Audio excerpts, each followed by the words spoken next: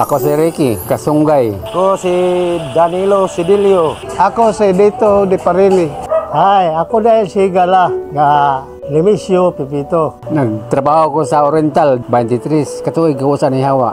Nga edad ko 20, nagsugod ko rin sa Oriental. Asimbol sa mga bike, hapit na magdagan o 40 katuig. Nga ang akong mga anak, diha gyud nakagrado sa ilang kamot. Trabaho sa New Oriental Distributor. Dagan ako galing mga 30 kapin katuig. Dire okay kayo kay dire naman ko naka pamilya, nag-aapo, kaanak, pa-eskwela sa mga anak, ginahinay. Nagkaila mi atong higalan ako si Rex. Ako magkantuan lagi ko sa Oriental kay mangayad ng kog motor. Bisag unsa basta mao ra gid kadaghanan nga rin matrabaho, ribor, tig-ribor, turno ani ribor, alliance connecting rod.